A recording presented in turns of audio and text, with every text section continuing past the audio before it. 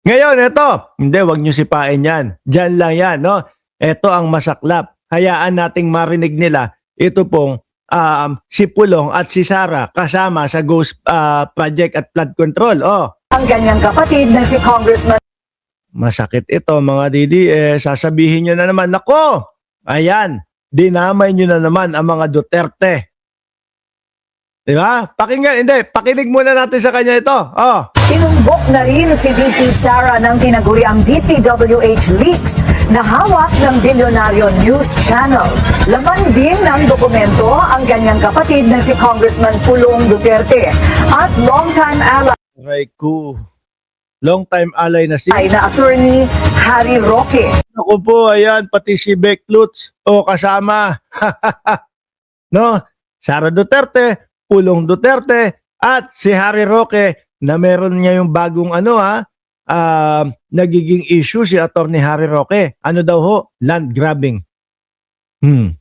Land grabbing ho, mga kababayan. Pakinggan natin.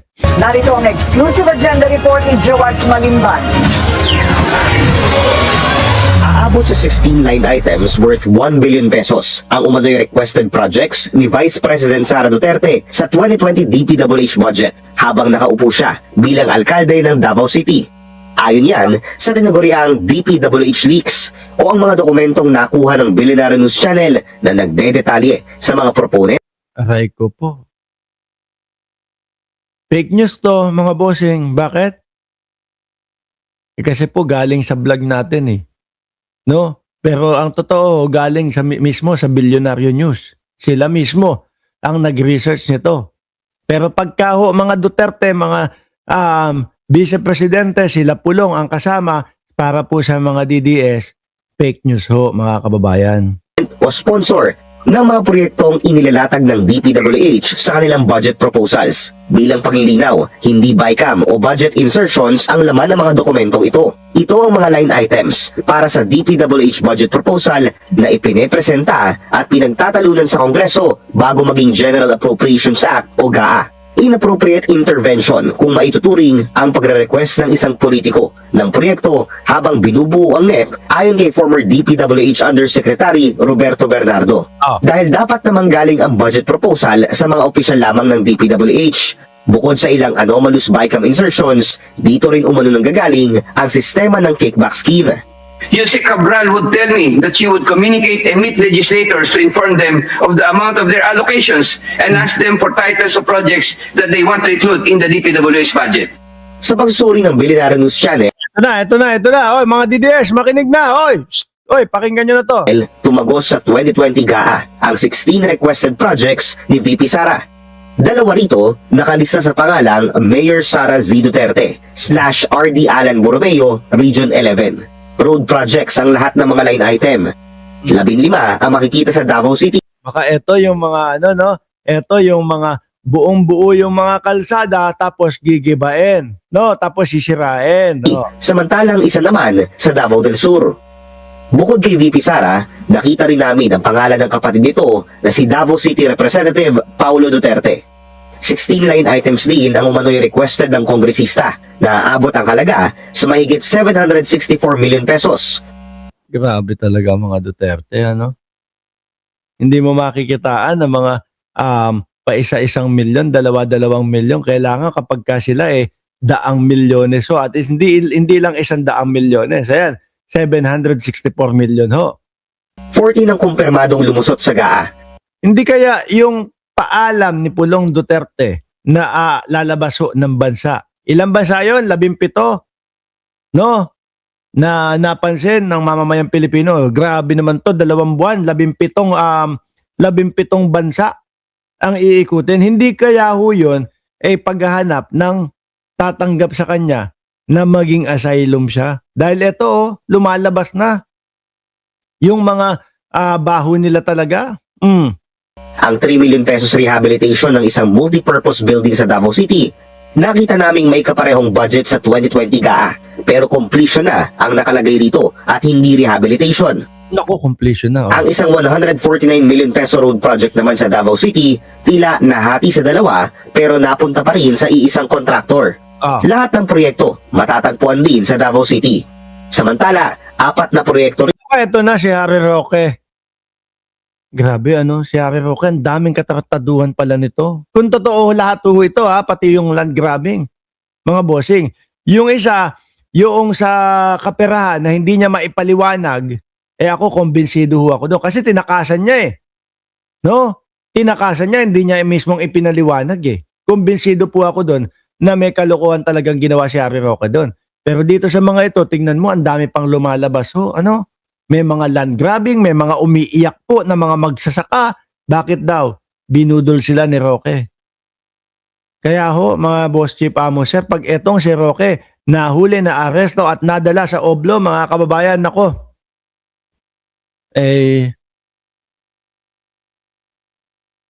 Malamang po sabog ang wet packs nito. ng nakalista kung saan ang nakalagay na proponent ay si former presidential spokesperson, Attorney Harry Roque. Sabi pa ni Jorge Edralin, dagdag pa niya, murder din.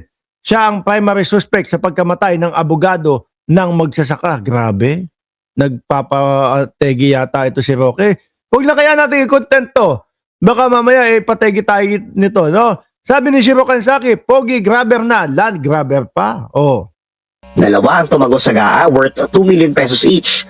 Ang 4 na requested items ay matatagpuan sa Ifugao, Batangas, Cavite at Laguna. Sinisika pa namin kunin ang panig ng mga Duterte at ni Roque, pero wala pa silang tugon sa aming mga mensahe. Para sa agenda, Josh Malimban. Tingin ko naman yung mga yan, hindi naman sasagot yan. Sanay huyang mga yan, yung mga Duterte at sila Roque, mga kababayan, na yung tipo bang ang sasabihin at iiwanan lang sa atin, pinupolitika lang kami. Sanay ho sa mga ganyan yan, mga bossing Pinupolitika lang kami. Tapos yung mga DDS, ganun lang din ang gagawin. Di ba, Sir Bench Uy? Papaniwalaan lang nila yung mga sinasabing pinupolitika. No? Tingnan nyo nga nagkalat sa social media, mga kababayan, yung sinasabi nilang, ini-impeach nyo si Vice Presidente o si Sara Duterte, wala naman kayong pinapakitang ebidensya. Doon pa nga lang po Doon pa lang mga kababayan, mga boss chief amo sir, doon sa ano tawag dito, yung confidential funds.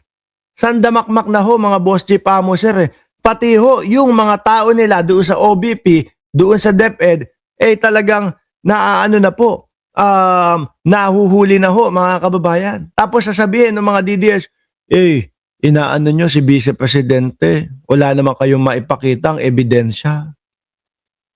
Iyo ba, mga bossing? Ganyan lang po. No, kaya etong mga ito, panay lang po ang wala, pinupolitika lang kami niyang mga yan. Paano yun?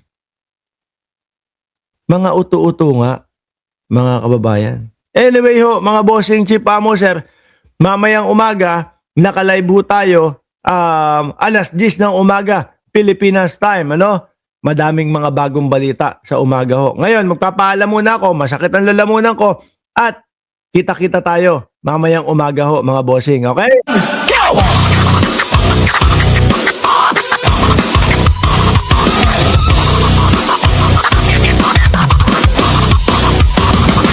Kawawang publiko, grebe na ito. Nilalaso ng isipan, grebe na kayo. Kailangan wakasan ng katampalasan para mailigtas natin mamamayan. Mamameke ka ba? Birahin na yan. Utak ko ka ba? Birahin na yan. Kultong dedes, birahin na yan. Birahin na yan. Birahin na yan. Walang takot, sino ka man. Basta para sa katotohanan. Ito na, handa ka na ba?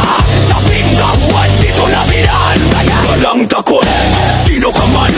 Basta para sa katotohanan. Ito na, handa ka na ba? Taping kawan, dito na birahan.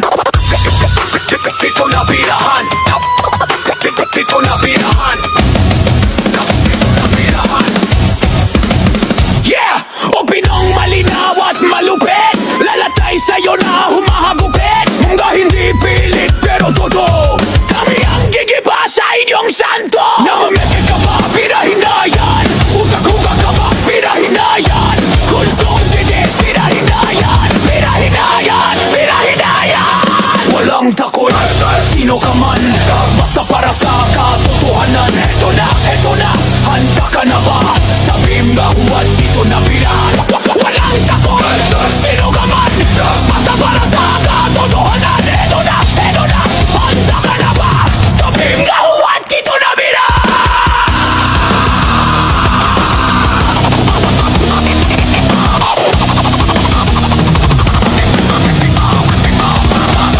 Boss Mac, ano na? Basta Kero, ano na? Banat Boy, Niolo! What's up, ganda? Boss Mac, ano na? Basta Kero, ano na? Banat Boy, Niolo! What's up, ganda? O pinong malinaw at malupit, lalatay sa'yo na humahagupit. Nga hindi piling pero totoo, kami ang gigiba sa inyong santo. Namimiki ka ba, birahin na yan? Utak nuga ka ba, birahin na yan? Kultong dides, birahin na yan! Birahin na yan! Birahin na yan!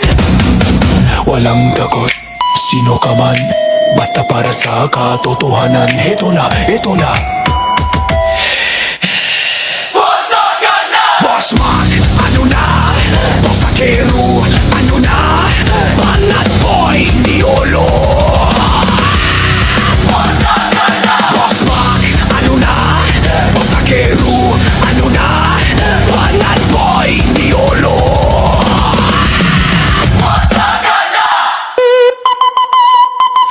Opinisong malina at malupit, lalatay sa'yo na humahagupit.